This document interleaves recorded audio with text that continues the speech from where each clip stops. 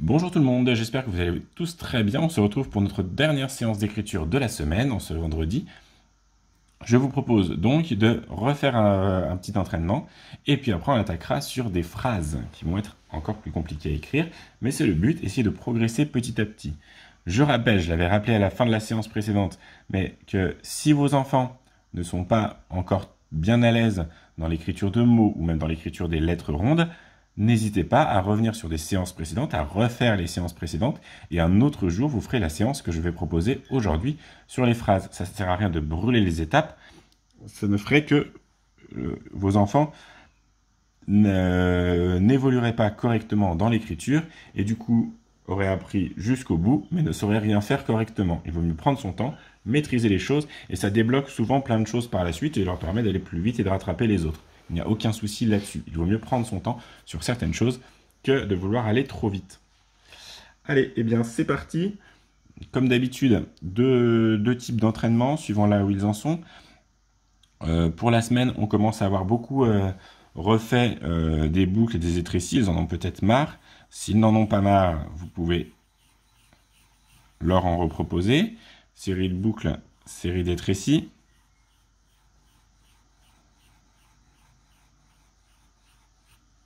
Voilà.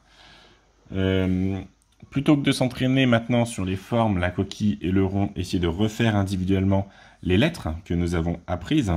Donc, la coquille, très bien, mais c'est la lettre C. Bien insister sur le fait que là, ce n'est pas la coquille que nous faisons, mais c'est la lettre C. Pareil avec le O.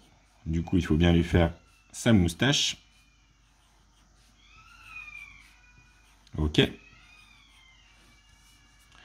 La lettre A. Une coquille et une petite étrécie.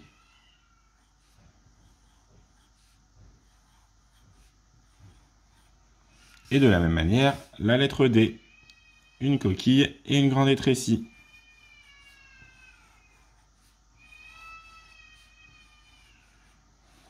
Voilà.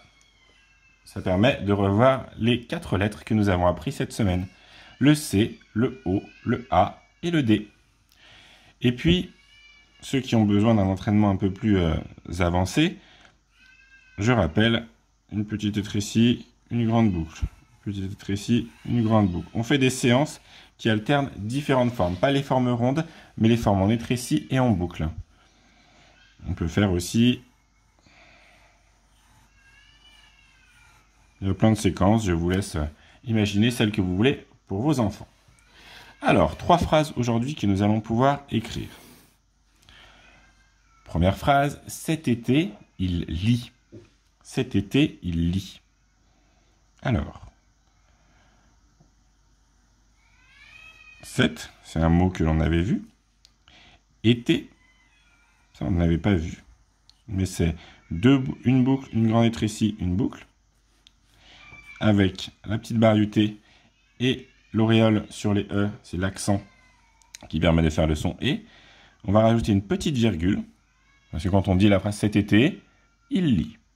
Il y a une virgule qui indique qu'on fait une petite pause dans la phrase. Cet été, il lit. Voilà, et comme c'est une phrase, on fait un point à la fin. Cet été, il lit. Voilà. Une autre phrase que je vous propose, ce n'est pas vraiment une phrase, mais ce sont plusieurs mots qui s'enchaînent. Ce ciel et ce tilleul. Ce ciel et ce tilleul. Alors, ce ciel et ce tilleul. Le tilleul, c'est un arbre. Pour ceux qui ne sauraient pas. Ce ciel et ce tilleul. Voilà la phrase que tu peux t'entraîner à recopier. Vous voyez, c'est de plus en plus dur. Mais c'est normal, on essaie de progresser. Et une autre phrase, on va utiliser encore plus les lettres rondes. Il dit allô. Il dit allô. Donc, il Di. Allo. Je me suis bien arrêté ici pour faire ma lettre ronde. C'est important. Tout s'écrit à la suite, sauf ici à la fin du L, on s'arrête et on réécrit le O. On n'oublie pas le point à la fin de la phrase et on l'écrit plusieurs fois pour bien s'entraîner. Et voilà, ce sera tout pour cette semaine. On s'est entraîné à écrire les lettres C, O, A et D, à les mettre dans des mots, dans des phrases. Donc on commence à connaître pas mal de lettres.